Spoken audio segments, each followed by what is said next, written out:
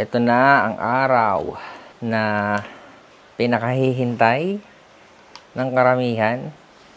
Meron din namang hindi pinakahihintay. Oh, no! Ang pasukan. Ngayon, naghahanda na tayo. Plancha mode tayo para sa ating uniform.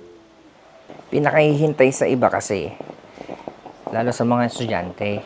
Siyempre, may mga magkakaibigan dyan na sa school lang naman nagkikita-kita. So, pag bakasyon, bihira sila magkita. So, pinakahihintay nila kasi na-miss nila yung mga kasamahan nila dati sa school. Na for sure, makikita ulit nila ngayon. Sa iba naman, hindi pinakahihintay kasi panibagong subjects, panibagong muka, panibagong mga classmate for sure. Panibagong school, lalo dun sa mga graduate na ng junior high or senior high. Kaya yung iba dyan, kabado. Pwedeng kabado sa mga makakasamang bagong tao, classmates, mga teacher, terror na teacher. Yan, kalimitan yan ang kinakatakot ng ibang estudyante. And bukod sa teacher, sa subject. Kabado sa subject. Whew. Pero, kung ako magiging teacher mo, huwag kang kakabahan. Wow! Magiging stricto lang ako at terror pag mali yung ginagawa mo. Okay? The rest, kung wala ka namang ginagawang mali, you're doing your best sa pagiging estudyante. Oh, wala ka dapat ikatakot. Walang terror-terror. So, yun na nga. Tapos na ako mag-plancha ng uniform ko sa buong linggo na gagamitin natin. Punta tayo sa ibang preparations ko bago mag-start ng klase. Let's go. Next thing na gagawin natin ay preparation sa simula ng klase. Kasama dyan ang orientation, ipapakilala, lesson plans, master list, at kung ano-ano pa. So, kung yung estudyante ang preparation nila ay syempre yung sarili nila, uniforms at gamit sa school, at yung isip nila, mind nila nakaset dapat, kami naman, naghahanda kami ng mga ilalagay doon sa mind nila. Which is the lesson, learnings, at kung ano-ano pang dapat nilang matutunan sa school. And kung ako lang ang tatanungin, ang mga teachers ba ay kinakabahan din ba pag nag-o-open ulit ang klase?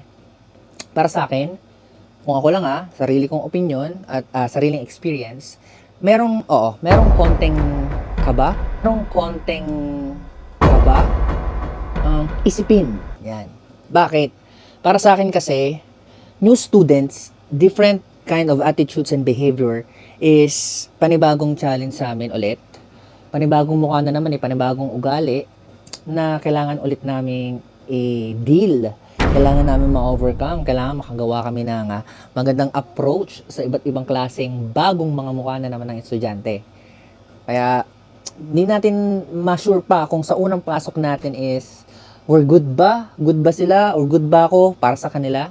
Pagdaan ng panahon, magbabago yan. Mag-iiba yung mga attitudes and behaviors nila. Na kung saan isa yun sa mga dapat naming isinasaalang-alang na isipin kasi kailangan naming maiakma yung approach namin. Nabanggit ko na to dati sa dati kong vlog na hindi madali ang pagiging teacher kasi you are going to deal with different attitudes. At bilang isang teacher, dapat marunong kang mag-isip kung paano sila i-approach na kung saan hindi sila ma-offend, masasaktan, or yung pangit ba yung kalalabasan. Kailangan mong gumawa ng paraan para papunta sa positive yung kalabasan. Yung pagdidil na yon, na kung saan matututo sila lalo. Kaya, welcome sa bagong bakbakan ng school year na to para sa mga estudyante at sa mga kapwa ko teachers. Kaya natin to. So, panibagong trials, mga panibagong pagsubok, mga panibagong challenges sa bawat isa sa estudyante at sa teachers. Ano pa man sa bandang dulo, lahat yan natatapos. Kaya nga may tinatawag na pagtatapos. Magtulungan lang tayo, me as a teacher, tutulungan kita bilang isang estudyante. Ikaw estudyante, gawin mo yung dapat mo. And bandang dulo, merong tinatawag na congratulations at ikaw ay nakapagtapos o nakasurvive. So that's it guys. For this simple vlog, gawin nating masaya at productive ang bawat araw ngayong taon na to. Goodbye guys!